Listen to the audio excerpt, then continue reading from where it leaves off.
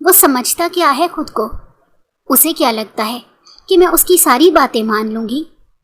मैं बहुत जल्द उसकी ये गलत फहमी दूर कर दूँगी कि मैं उसके हुक्म की ग़ुलाम नहीं हूँ। मोमना इस वक्त बेचैनी से अपने कमरे में टहल रही थी और दिल ही दिल में अपने कज़न को गालियाँ दे रही थी। उसका बस नहीं चल रहा था कि वो अपने उस कज़न को हमेशा हमेशा के लिए हवेली से गायब कर दे। उसने सोचा था कि जब मुराद आलम वापस अपने मुल्क आएगा तो उसकी जहनियत काफ़ी हद तक तब्दील हो चुकी होगी। वो मॉडर्न हो चुका होगा और इस तरह की ड्रेसिंग पर उसे कुछ नहीं कहेगा। वो इसे दोस्तों के साथ जाने की इजाज़त भी दे देगा। मगर उसकी ये सारी खुशफहमियाँ हवा हो गई जब मुराद आलम ने आते साथ ही सबसे पहले उस पर पाबंदी लगाई। उसने एक नज़र खुद को शीशे में देखा। वो इस वक्त काले रंग की स्वीट शर्ट और जीन्स में मलबूस क़यामत ढा रही थी। उसकी बेस्ट फ्रेंड की सालगिरह थी। वो सालगिरह अपने घर में सेलिब्रेट कर रही थी। उसने मोमना के साथ बाकी दोस्तों को भी इनवाइट किया था। उसने सिर्फ अपनी दादी को ही इस बारे में बताया था। उसकी दादी ने उसे इजाज़त दी हुई थी कि वो इस तरह की पार्टियों में रात को छुपकर निकल जाया करे और फिर सुबह सबके उठने से पहले वापस आ जाया करे। उसने जल्दी से नौकरानी को कॉल मिलाई। शब्बो इस घर में पिछले 5 सालों से काम कर रही थी। वो इसकी ख़ास नौकरानी थी। शब्बो, क्या तुम मुझे बता सकती हो कि आलिम साहब इस वक्त कहाँ पर बैठे हुए हैं? अरे बीबी जी, वो तो पिछले 2 घंटों से टीवी लाउंज में ही बैठे हुए हैं। सामने खबरें चल रही हैं। या अल्लाह, मैं इस इंसान का क्या करूं? ये कहकर उसने ज़ोर से फ़ोन बिस्तर पर फेंक दिया। उसने अपना सर दोनों हाथों में गिरा दिया। उसने ज़िंदगी में पहली बार किसी की मौत की दुआ की थी और वो उसका कज़न था। थोड़ी ही देर बाद उसका मोबाइल दोबारा से बजने लगा। उसने देखा फ़हद की कॉल आ रही थी। उसने जल्दी से कॉल उठाई और उससे माजरत करते हुए कहने लगी, मुझे माफ़ कर देना, शायद आज की रात मैं आ ना पाऊँ। ये तुम किस तरह की बातें कर रही हो? तुम्हें अंदाज़ा भी है कि वहाँ पर मैंने तुम्हारे लिए कितनी ज़बरदस्त चीज़ तैयार करके रखी हुई है। इसकी बात सुनकर फ़हद बेचैन हो गया। तुम तो मेरे कज़न को बहुत अच्छे तरीके से जानते हो। इससे पहले कि वो मज़ीद कुछ कहती, कॉल पर मौजूद शख्स ने उसकी बात काटी। तुम बस किसी तरह से वहाँ पर पहुँचो। मैंने तुम्हारे मुंह से इनकार सुनने के लिए फ़ोन नहीं किया और अब मैंने किसी किस्म का कोई बहाना नहीं सुनना। जिसे तुम खौफज़दा हो रही हो वो तुम्हारा बाप नहीं, जो तुम अपने फ़ैसले उसकी मर्ज़ी से करना शुरू कर दोगी। जब तुम्हारे बाप को इस सब से कोई मसला नहीं है तो उसे भी मसला नहीं होना चाहिए। चलो अब जल्दी से यहाँ पर पहुँचो। अब मुझे मज़ीद इंतज़ार नहीं हो रहा। ठीक है, मैं कुछ करती हूँ। ये कहकर उसने कॉल काट दी। चंद लम्हे ही गुजरे थे कि उसके कमरे के दरवाजे पर दस्तक हुई। उसे शब्बो की सरगोशी में डूबी हुई आवाज़ सुनाई दी थी, बीबी जी जल्दी करें, रास्ता साफ हो गया है। ये सुनकर उसके प्यारे लबों पर मुस्कुराहट छा गई। वो जल्दी से कमरे से बाहर निकली और शब्बो को पुरजोश अंदाज में कहने लगी, मैं तुम्हारा यह एहसान कभी नहीं भूलूंगी। वो जल्दी से घर से बाहर निकल गई। इससे पहले कि वो गाड़ी के अंदर बैठती, किसी ने गाड़ी के दरवाजे को पकड़ लिया। उसने जब नज़रें उठाकर देखा, अगले ही लम्हे उसे लगा कि उसने कुछ गलत देख लिया है। सामने ही मुराद अपनी तमाम तर वजाहत के साथ खड़ा था और इंतहाई संजीदगी से उसके चेहरे को देख रहा था। ज़िंदगी में पहली बार वो बहुत ज़्यादा कंफ्यूज हो गई थी। उसे समझ नहीं आ रहा था कि वो क्या बात करे। काफ़ी देर तक वो ख़ुद को नॉर्मल करने की कोशिश करती रही। उसके बाद उसने अपने लहजे को मजबूत बनाया और उससे कहने लगी, ये क्या हरकत है? जल्दी से ये दरवाज़ा छोड़ें, मैंने एक ज़रूरी जगह पर जाना है। मुराद ने दोबारा उसके सरापे की तरफ देखा। अब उसके माथे पर बल पड़ गए। क्या दिन की रोशनी में ये बेगैरती कम थी जो अब रात के अंधेरे में भी उसकी बेहुदा कज़न ये काम करने लगी थी? अभी और इसी वक्त गाड़ी से नीचे उतरो, वरना मुझसे बुरा कोई नहीं होगा। اس نے غراتے ہوئے کہا۔ میں تمہارے حکم کی محتاج نہیں ہوں، ابھی اور اسی وقت یہ دروازہ چھوڑو۔ اس نے اسی کے لہجے میں جواب دیا، جس کی وجہ سے اس انسان کا دماغ غصے سے کھولنے لگا۔ اس نے نہ آگے دیکھا اور نہ پیچھے، اس کا بازو پکڑا اور اسے گھسیٹتے ہوئے گاڑی سے باہر نکالا، اور پھر اسی طرح اسے گھسیٹتے ہوئے حویلی میں لے کر چلا گیا۔ وہ خود کو اس کی گرفت سے چھڑوانے کی کوشش کر رہی تھی، لیکن اس دیو کامت انسان کی گرفت بہت مضبوط تھی۔ وہ چاہ کر بھی خود کو آزاد نہیں کروا پا رہی تھی۔ چھوڑو کی آواز سن کر باقی تمام گھر والے بھی اٹھ کھڑے ہوئے۔ دادی اماں نے جب اپنی پوتی کی چیخیں سنی تو انہیں لگا کہ کسی نے ان کے سینے پر خنجر چلا دیا ہو۔ انہیں مومنہ سے بہت محبت تھی، وہ اس کو تکلیف میں برداشت نہیں کر سکتی تھیں۔ وہ تیزی سے کمرے سے باہر نکلی۔ سامنے کا منظر دیکھ کر ان کے ماتھے پر بھی بل پڑ گئے۔ اس وقت ان کا بڑا پوتا اور اس حویلی کا اکلوتا وارث ان کی پوتی کو بے دردی سے گھسیٹتے ہوئے ان کے کمرے کی طرف ہی لا رہا تھا۔ اپنی دادی کو دروازے کے سامنے کھڑا دیکھ کر اس کے چہرے کے تاثرات مکمل طور پر بدل گئے۔ اس نے مومنہ کا بازو چھوڑا اور اسے زمین پر زور سے پھینکتے ہوئے کہنے لگا، یہ سب کیا ہے؟ اس نے براہ راست اپنی دادی کی آنکھوں میں دیکھ کر ان سے سوال کیا تھا۔ میں بھی تم سے پوچھ رہی ہوں کہ یہ سب کیا ہے؟ تم نے کیا سوچ کر میری پوتی کے ساتھ یہ سلوک کرنے کی جرت کی؟ اس حویلی کا واحد اور اکلوتا وارث ہونے کی بنا پر میں نے یہ جرت کی۔ اس حویلی میں رہنے والی ہر عورت کی عزت کرنا میرا فرض ہے، اور ان کی حفاظت کرنا بھی میرے فرائض میں شامل ہے۔ میں یہ برداشت نہیں کر سکتا کہ جن عورتوں کی حفاظت کرنے کے لیے میں اپنا سب کچھ داؤ پر لگا دوں، وہ عورتیں رات کے اندھیرے میں حویلی سے باہر نکل کر دوسرے لوگوں کو میری عزت پر انگلی اٹھانے کا موقع دیں۔ مومنہ تڑپ اٹھی۔ وہ تیزی سے اپنی دادی کی طرف بھاگی اور ان کے سینے سے لگ کر کہنے لگی، دادی میں نے کچھ غلط کام نہیں کیا، میں تو اپنی دوست کی پارٹی پر جا رہی تھی۔ اس طرح کا لباس پہن کر تمہیں اپنے کمرے سے بھی نکلنے کی اجازت نہیں، اور تم گھر سے باہر نکلنے کے بارے میں سوچ رہی تھی۔ کیا مسئلہ ہے میرے لباس کو؟ سب سے قیمتی، جتنا قیمتی ہے اتنا ہی گھٹیا ہے۔ مراد عالم کا اس وقت غصے سے پارا ہائی ہو گیا تھا۔ اس کا بس نہیں چل رہا تھا کہ وہ ہر چیز تہس نہس کر دے۔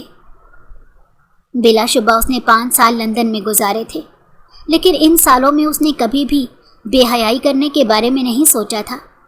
وہ اپنے آپ کو ان ساری چیزوں سے بچا کر رکھتا تھا، کیونکہ اسے خوف محسوس ہوتا تھا کہ اس کی بھی بہنیں ہیں۔ اگر وہ یہ سب کچھ کرے گا تو یقیناً اس کی بہنوں کے ساتھ بھی لوگ اسی طرح کا سلوک کریں گے۔ خیر، اس کی بہنیں تو محفوظ تھیں، لیکن اس کے یہ منہ پھٹ اور نک چڑھی کزن کسی کے قابو میں نہیں آتی تھی۔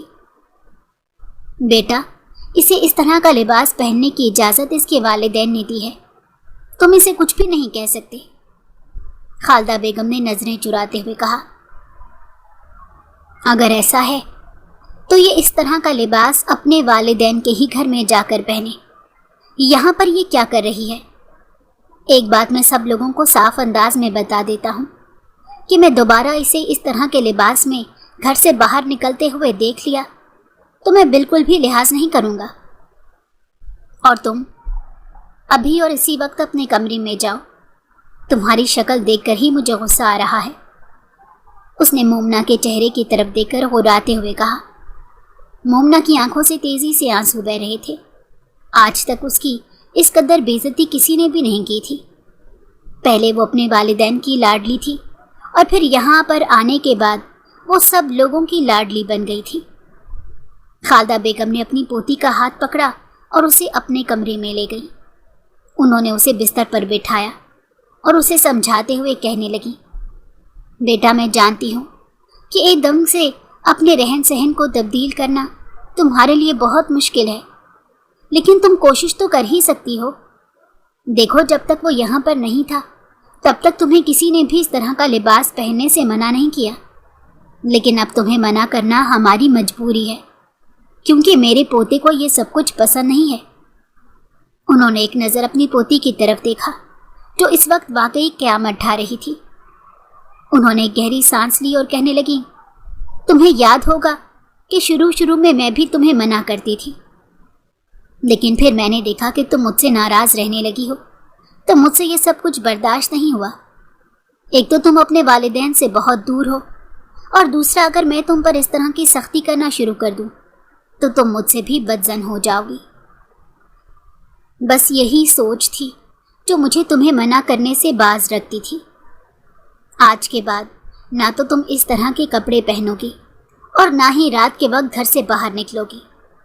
میں جانتی ہوں کہ تم کسی طرح کا غلط کام میں ملوث نہیں، لیکن سختی کا کچھ پتہ نہیں ہوتا۔ میں نہیں چاہتی کہ تم اپنے اس لباس کی وجہ سے کسی مشکل میں پھنسو۔ وہ بے یقینی سے اپنی دادی کے چہرے کی طرف دیکھنے لگی۔ وہ اس بات کی بالکل بھی توقع نہیں کر رہی تھی کہ اس کی دادی بھی اس کے خلاف ہو جائیں گی۔ اس نے انہیں کچھ بھی نہیں کہا اور خاموشی سے اپنے کمرے میں چلی گئی۔ خالدہ بیگم کے 2 بیٹے تھے۔ بڑے بیٹے کی 5 اولادیں تھیں۔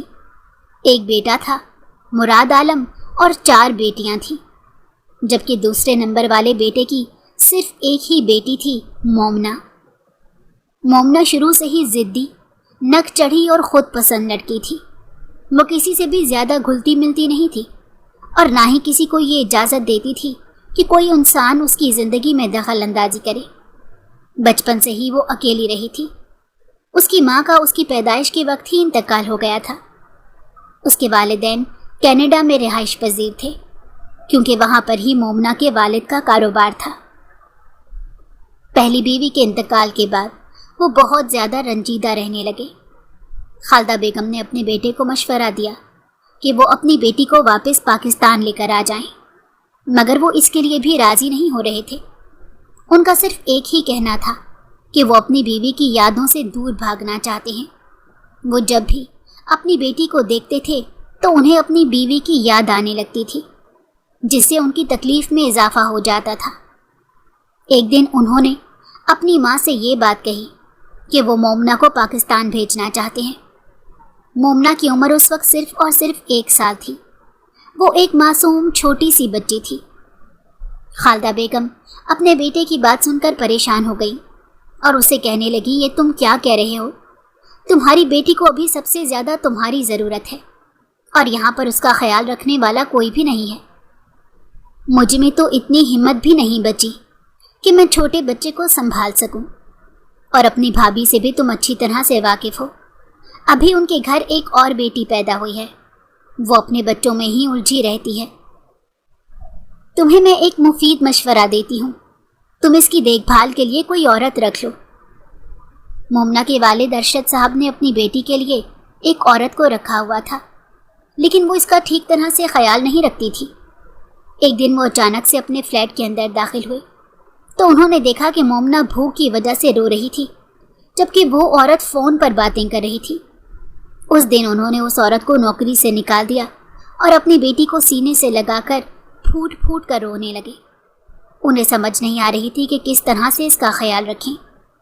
2 مہینے تک انہوں نے اپنی بیٹی کی دیکھ بھال خود ہی کی۔ وہ اگر آفس جاتے تھے تو اپنی بیٹی کو بھی اپنے ساتھ لے کر جاتے تھے، مگر پھر ان کے لیے سب کچھ مینیج کرنا بہت مشکل ہو جاتا۔ تھوڑے ہی عرصے بعد ان کے آفس میں ایک اور عورت آ گئی، اور یہ ان کی زندگی میں داخل ہونے والی دوسری عورت تھی جس نے ان کے دل پر دستک دی تھی۔ فروا صاحبہ ایک بہت ہی مضبوط کردار کی عورت تھی۔ جب انہوں نے پہلی بار ارشد صاحب کو دیکھا تھا تو پہلی ہی نظر میں ان کی دیوانی ہو گئی۔ انہوں نے اپنی زندگی کے 27 سال شادی کیے بغیر گزار دیے تھے، کیونکہ انہیں آج تک کوئی بھی انسان اپنے معیار کے مطابق نہیں لگا تھا۔ مگر جب انہوں نے ارشد صاحب کو دیکھا تو انہیں یوں لگا جیسے ان کی تلاش ختم ہو گئی ہے۔ بعد میں جب انہیں یہ پتہ چلا کہ ارشد صاحب کی ایک بیٹی بھی ہے تو وہ بہت زیادہ دل برداشتہ ہوئیں، مگر پھر یہ سوچ کر خود کو تسلی دے دی کہ وہ بہت جلد مومنہ کو ارشد صاحب کی زندگی سے باہر پھینک دیں گی۔ فی الحال سب سے اہم کام یہ تھا کہ وہ ارشد صاحب کے دل میں اپنے لیے جگہ بنائیں۔ وہ اب جان بوجھ کر ان سے مخاطب ہوتی تھیں، ان کے کام کر دیتی تھیں، اب تو وہ ان کی بیٹی کا بھی خیال رکھنے لگی تھی۔ وہ جب بھی مومنہ کو دیکھتی تھی تو انہیں بہت غصہ آتا تھا، کیونکہ انہیں کسی سے پتہ چلا تھا کہ ارشد صاحب اپنی پہلی بیوی سے بہت محبت کرتے تھے، یعنی مومنہ ان کی محبت کی ہی نشانی تھی، مگر یہ سب کچھ برداشت کرنا ان کی مجبوری تھی۔ تھوڑے ہی عرصے کے بعد وہ اس میں کامیاب ہو گئی۔ ارشد صاحب نے خود ہی انہیں شادی کی پیشکش کی تھی۔ اس کے ساتھ ساتھ انہوں نے فروا بیگم سے التجا بھی کی تھی کہ وہ ان کی بیٹی کا خیال رکھیں۔ فروا بیگم نے انہیں یقین دلایا اور کہا کہ فکر مند ہونے کی ضرورت نہیں، میں آپ کو مایوس نہیں کروں گی۔ یوں فروا بیگم ان کی زندگی میں شامل ہو گئی، مگر شادی کے کچھ ہی سالوں کے بعد ایک حادثہ پیش آیا، جس کے بعد وہ ماں بننے کی صلاحیت سے محروم ہو گئی۔ ان سب کا ذمہ دار وہ مومنہ کو قرار دے رہی تھی، کیونکہ وہ مومنہ کو اسکول سے لینے جا رہی تھی کہ ایکسیڈنٹ ہو گیا، اور پھر انہیں یوں لگا کہ ان کی زندگی کا مقصد بھی ختم ہو گیا ہے۔ وہ بہت زیادہ دکھی رہنے لگی تھی، اور اب وہ مومنہ سے بھی نفرت کا اظہار کرنے لگی تھی۔ اپنی زندگی کے 11 سال تو مومنہ نے نفرت کو سہتے سہتے گزارے۔ فروا بیگم اپنی بیٹی کی ذرا بھی خبر نہیں لیتی تھی۔ وہ معیوب اور بیہودہ لباس پہنتی، لیکن اس پر بھی اسے کچھ نہیں کہا جاتا تھا۔ ارشد صاحب بھی اب یہ سب کچھ دیکھ دیکھ کر عادی ہو چکے تھے۔ فروا بیگم بھی انہیں یہی کہتی تھی کہ آج کل ہر طرف یہی لباس پہنا جا رہا ہے، اسی وجہ سے اسے منع کرنے کی ضرورت نہیں ہے۔ ارشد صاحب پاکستان سے کینیڈا کیا گئے تھے، وہ اپنی روایات ہی مکمل طور پر بھول چکے تھے۔ دوسری طرف خالدہ بیگم اپنے بیٹے سے دوری سہتی سہتی تھک چکی تھی، اور وہ بس کسی طرح سے اپنے بیٹے کو پاکستان واپس بلانا چاہتی تھی۔ جس دن انہیں پتہ چلا کہ ان کی پوتی 15 سال کی ہو گئی ہے، تو ان کا دل اپنی پوتی سے ملنے کے لیے تڑپنے لگا۔ انہوں نے ارشد کو کہا کہ اب وہ بس پاکستان آ ہی جائے، کیونکہ اب ان سے مزید انتظار نہیں ہو رہا۔ ارشد صاحب نے بھی اس بار ان کی بات مان لی اور اپنی بیٹی کو لے کر پاکستان چلے گئے۔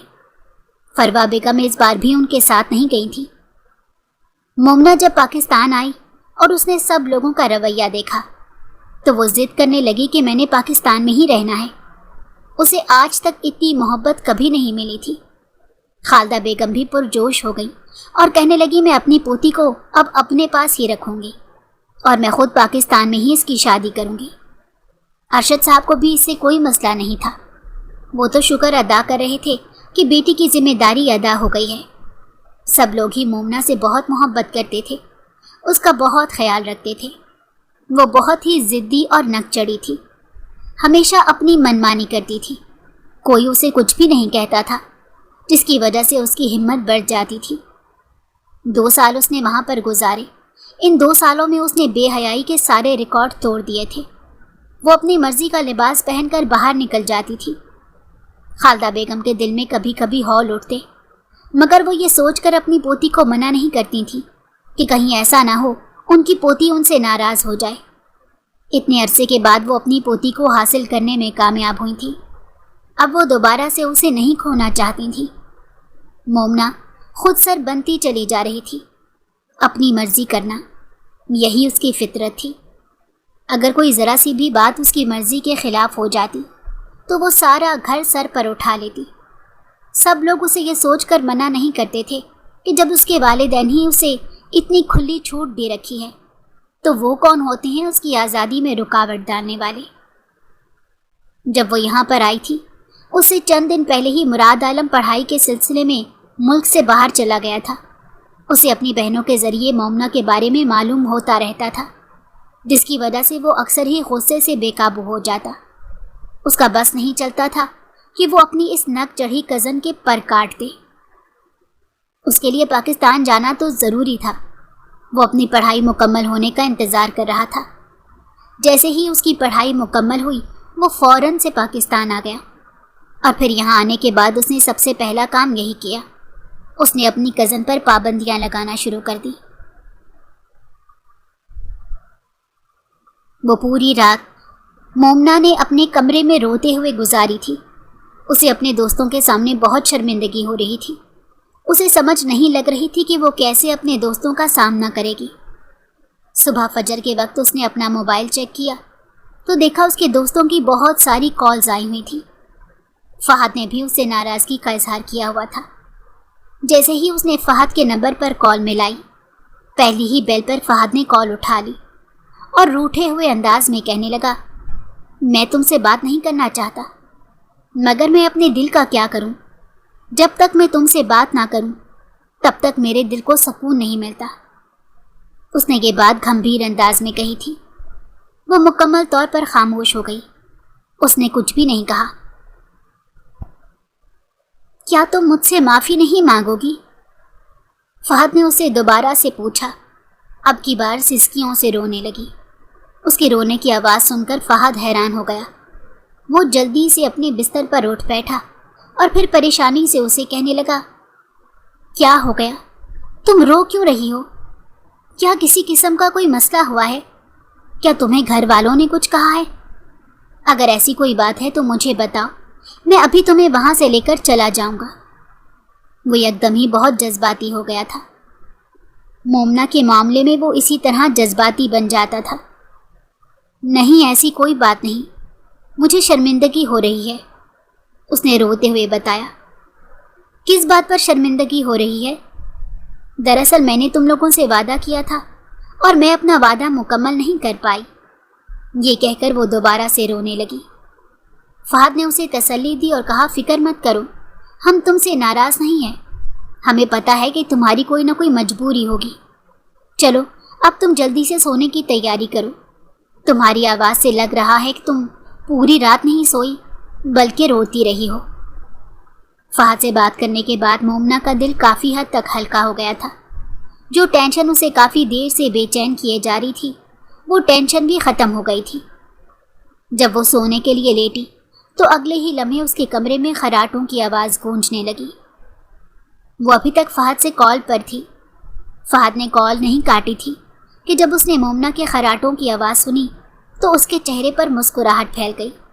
اس نے بھی فون سائڈ پر رکھ دیا اور پھر سونے کے لیے لیٹ گیا۔ اگلے دن مومنہ یونیورسٹی جانے کے لیے جیسے ہی گھر سے باہر نکلی، سامنے کھڑے انسان کو دیکھ کر اس کا حلق کڑوا ہو گیا۔ آج اس کی کلاس دن 2 بجے کی تھی۔ 1 بجے کے قریب جا کر اس کی آنکھ کھلی تھی۔ اس نے شکر ادا کیا کہ چلو کم از کم یونیورسٹی سے چھٹی نہیں ہوئی۔ اس نے اسی وقت ٹاپ کے ساتھ بیگی جینز پہنی ہوئی تھی۔ مراد عالم کے ماتھے پر بل پڑ گئے۔ وہ چلتا ہوا اس کے سامنے جا کر کھڑا ہو گیا اور اسے کہنے لگا، جب میں نے کل تمہیں سمجھایا تھا کہ تم اس طرح کا لباس پہن کر گھر سے باہر نہیں نکلو گی، تو پھر تم نے کیا سوچ کر گھر سے باہر قدم نکالا ہے؟ وہ اس کے سائڈ سے ہو کر گزرنے لگی اور اسے کہنے لگی، میں تمہاری حکم کی محتاج نہیں ہوں۔ میں پہلے بھی اپنی مرضی سے زندگی گزارتی تھی اور ابھی بھی اپنی مرضی سے گزاروں گی۔ اگر تمہیں مجھ سے کسی قسم کا کوئی مسئلہ ہے تو تم اپنی آنکھیں بند کر لو، لیکن خدا کا واسطہ ہے میری زندگی میں دخل اندازی نہ کرو۔ تم اس وقت میری حویلی میں رہ رہی ہو، اسی وجہ سے تمہیں میری ہر بات ماننی ہوگی۔ اس نے مراد کی آنکھوں میں دیکھا اور اس سے بولی، یہ تمہاری حویلی نہیں ہے بلکہ یہ میری دادی جان کی حویلی ہے۔ جب تک وہ زندہ ہیں تب تک یہ ان کے ہی نام رہے گی۔ تمہاری یہ غلط فہمی بھی میں دور کر دیتا ہوں۔ آج سے 7 سال پہلے انہوں نے سب کچھ میرے نام کر دیا تھا۔ اگر تم کہو تو میں تمہیں کاغذات دکھا سکتا ہوں۔ اس نے عجیب سے انداز میں مسکراتے ہوئے مومنہ کو کہا، مجھے کچھ بھی نہیں دیکھنا، جلدی سے میرے سامنے سے ہٹو۔ اس نے اسے سائڈ پر دھکا دیا جس کی وجہ سے مراد عالم کا دماغ گھوم گیا۔ اس نے بازو سے پکڑ کر اسے اپنی طرف کھینچا اور اس کے کانوں میں غراتے ہوئے بولا، تمہاری اتنی ہمت کہ تم میرے ساتھ ایسا سلوک کرو؟ آخر تم خود کو سمجھتی کیا ہو؟ چھوڑو مجھے تکلیف ہو رہی ہے۔ اس نے اپنے بازو اس کی گرفت سے چھڑوانے کی کوشش کی۔ میں بھی تو یہی چاہتا ہوں کہ تمہیں تکلیف ہوتی رہے۔ اس نے اس کا بازو پکڑا اور دوبارہ سے اس کے کمرے میں لے کر گیا۔ اس نے مومنہ کی الماری کھولی، لیکن سامنے موجود لباس کو دیکھ کر اس کا دماغ اور گھوم گیا۔ وہاں پر صرف اور صرف جینز اور شرٹس ہی موجود تھی۔ اس نے وہ سارے کپڑے الماری سے باہر نکالے۔ مومنہ نے اسے روکنے کی کوشش کی تو اس نے زور سے مومنا کو پیچھے کی طرف پھینکا۔ اس نے نوکرانی کو آواز دی۔ نوکرانی کینچی لے کر آئی، جلدی سے کمرے کے اندر داخل ہوئی اور پھر مومنا کے سامنے ہی اس نے وہ سارے کپڑے کاٹ دیے۔ مومنا کا منہ بے یقینی سے کھل گیا، اس کی آنکھوں سے تیزی سے آنسو بہنے لگے۔ اس نے آگے دیکھا نہ پیچھے۔ وہ تیزی سے بھاگتی ہوئی اس کے پاس گئی اور اس کے چہرے پر ایک زوردار تھپڑ مار دیا۔ اس سے پہلے کہ وہ کوئی جوابی کارروائی کرتا، خالدہ بیگم جلدی سے کمرے کے اندر داخل ہوئی۔ وہ اپنے پوتے کے سامنے جا کر کھڑی ہو گئی اور اس پر چلاتے ہوئے کہنے لگی کہ تم ہوش میں تو ہو؟ یہ تم نے کیا کیا؟ مومنا بے یقینی سے اپنے ان کپڑوں کو دیکھ رہی تھی جس پر اس نے نہ جانے کتنے لاکھوں روپے خرچ کر دیے تھے۔ مجھے اب اس گھر میں نہیں رہنا، مجھے یہاں سے جانا ہے۔ میں اب مزید اپنی زندگی اس کوٹھڑی میں نہیں گزار سکتی۔ تم لوگوں کی وجہ سے میری زندگی سے ساری خوشیاں چلی گئی ہیں۔ اس کی بات سن کر خالدہ بیگم تڑپ اٹھی اور اسے کہنے لگی، نہیں بیٹا، ایسی بات نہیں ہے۔ اب تمہارے ساتھ کوئی بھی کسی قسم کی کوئی زبردستی نہیں کرے گا۔ آپ ہمیشہ یہی مجھے کہتی ہیں، لیکن ہر بار آپ اپنے اس پوتے کا ساتھ دیتی ہیں۔ آپ سب لوگ بہت جھوٹے ہیں۔ آپ سب لوگوں کی وجہ سے میں نے اپنی زندگی میں بہت تکلیفیں برداشت کی ہیں۔ جب چھوٹی سی تھی تو میری ماں مجھے ہمیشہ ہمیشہ کے لیے چھوڑ کر چلی گئی۔ میرے باپ نے مجھ سے وعدہ کیا تھا کہ وہ کبھی بھی مجھے تنہا نہیں چھوڑے گا، لیکن جب ماں اس کی زندگی میں آئی تو وہ مکمل طور پر میری ماں کی طرف متوجہ ہو گیا۔ انہوں نے کبھی بھی مجھ پر اپنی محبت نچھاور نہیں کی۔ میں ان کی محبت کے لیے روتی رہتی تھی، تڑپتی رہتی تھی، مگر انہیں کوئی فرق نہیں پڑتا تھا۔ اور پھر اس کے بعد میں جب یہاں پر آئی تو مجھے لگا کہ میں جس محبت کی بھوکی ہوں وہ محبت مجھے مل جائے گی۔ اب مجھے لگ رہا ہے کہ وہ محبت بھی مجھ سے چھن گئی ہے۔ آپ سب لوگ مطلبی ہیں، میں نے کسی کے ساتھ نہیں رہنا۔ وہ ہذیانی انداز میں چلا رہی تھی، نہیں جانتی تھی کہ اس وقت وہ کون سے الفاظ ادا کر رہی ہے اور ان کے الفاظ سے اس کے دادی کے دل پر کیا بیت رہی ہے۔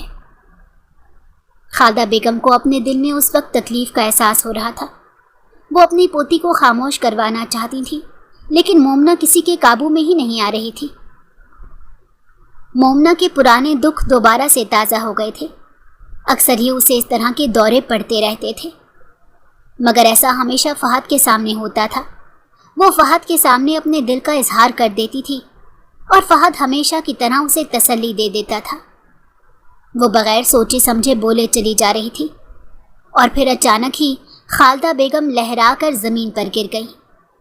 ایک زوردار چیخ مومنا کے منہ سے نکلی۔ خالدہ بیگم اس وقت اسپتال کے ایک کمرے میں موجود تھی۔ وہ 8 گھنٹوں کے بعد ہوش میں آئی تھی۔ مومنا کی آنکھیں رونے کی وجہ سے لال ہو گئی تھی۔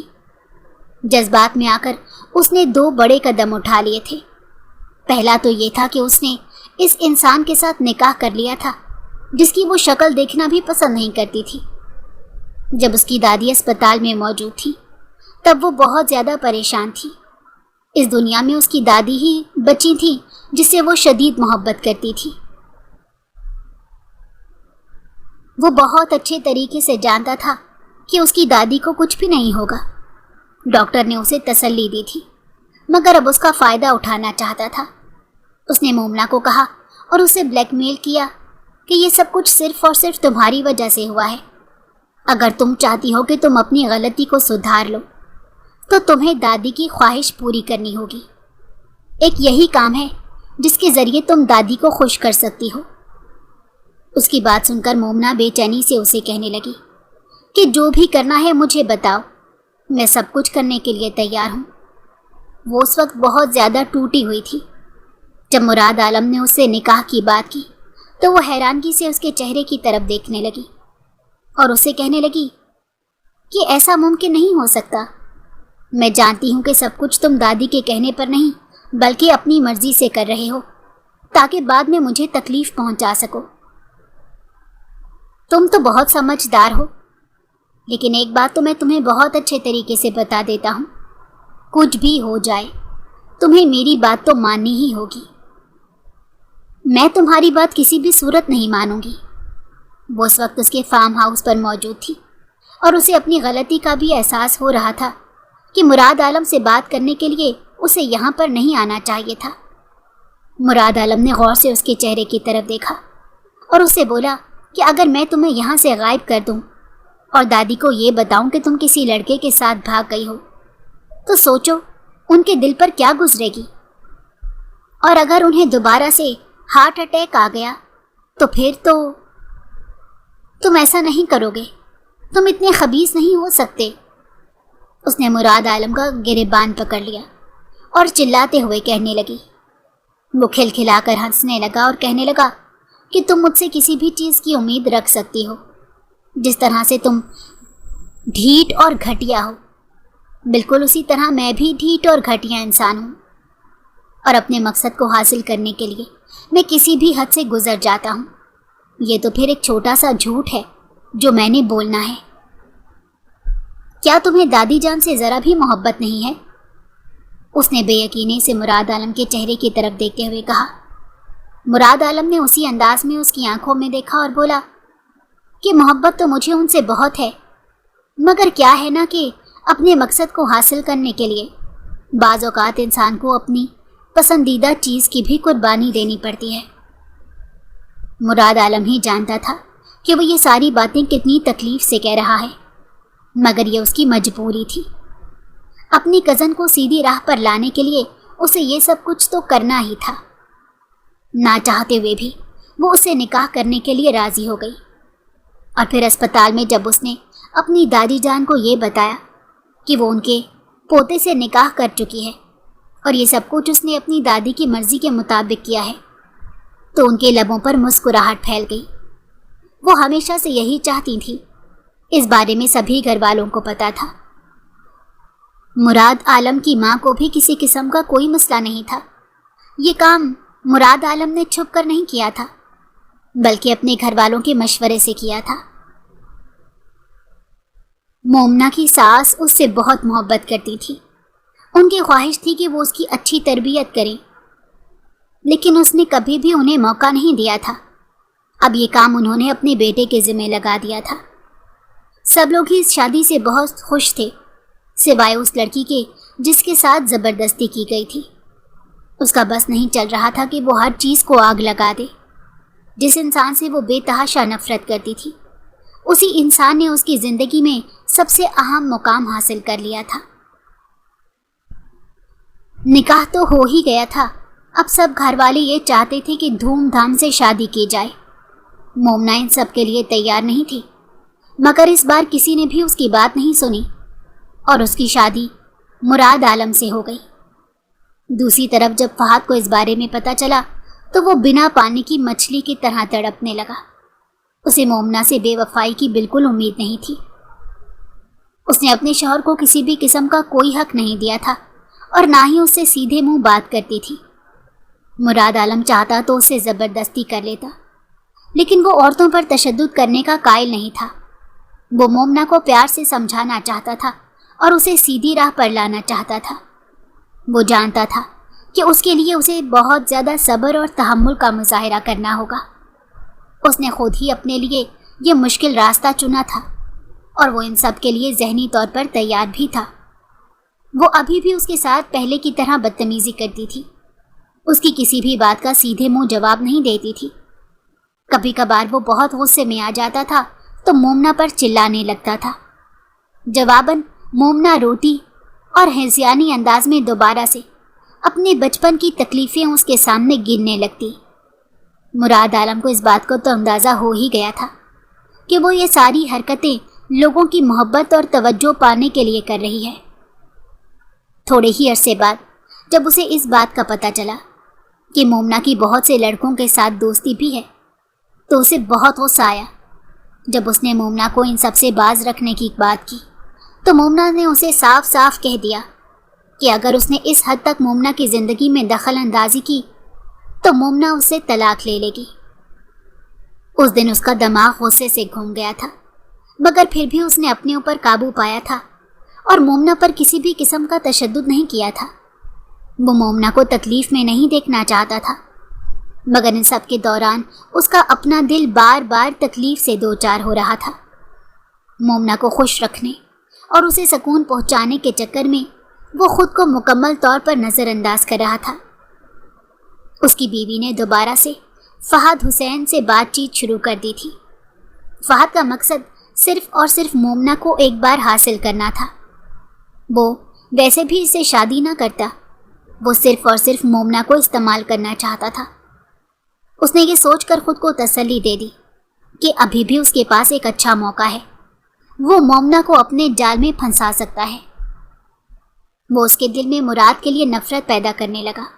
وہ اسے اس بات کا احساس دلاتا تھا کہ تمہارے ساتھ بہت بڑی زیادتی ہوئی ہے، تمہیں اس چیز کا بدلہ لینا چاہیے، اور اس چیز کا اچھا بدلہ یہی ہے کہ تم کورٹ میں جا کر خلا کی بات کرو۔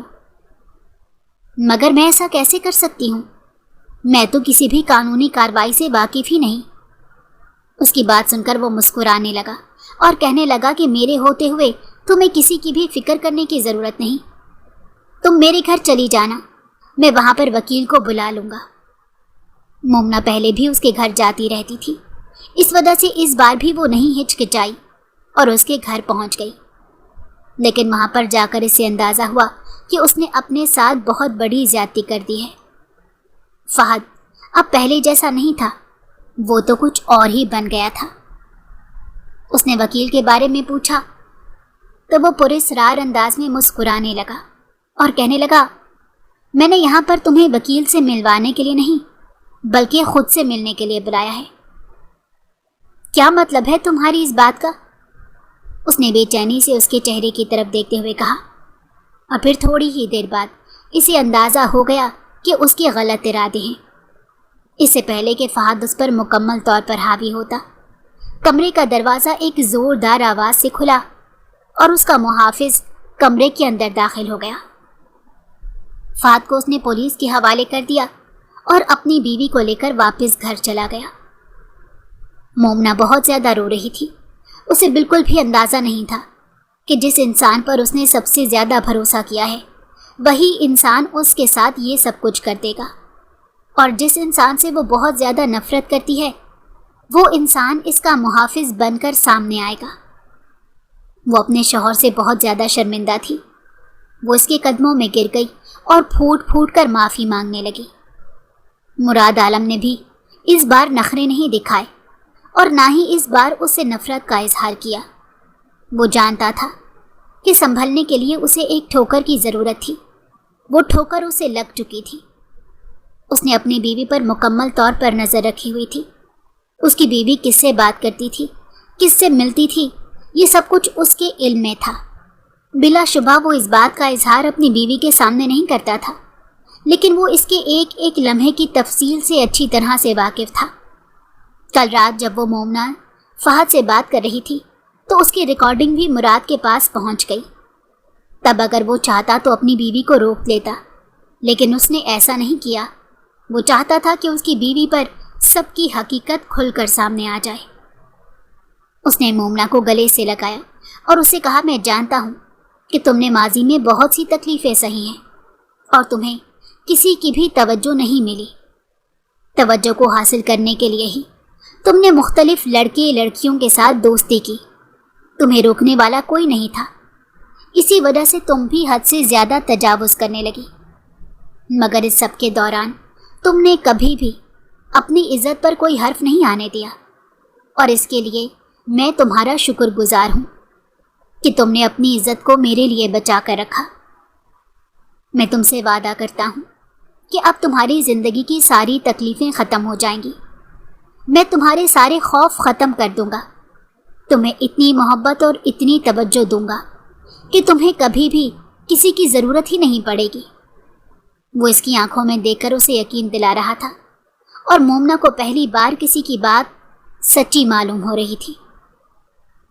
مجھے لگا تھا کہ تم مجھ سے بدلہ لوگے، اس نے نظریں جھکاتے ہوئے کہا۔ بدلہ تو میں تم سے لوں گا، اور بہت اچھے طریقے سے لوں گا، اس نے معنی خیز انداز میں مسکراتے ہوئے کہا۔ اس کی بات سن کر وہ بھی شرمانے لگی۔ ساری پہیلیاں سلجھ گئی تھیں اور ساری مشکلات حل ہو گئی تھیں۔ وہ بہت خوش تھی کہ اسے اتنا اچھا ہم سفر ملا تھا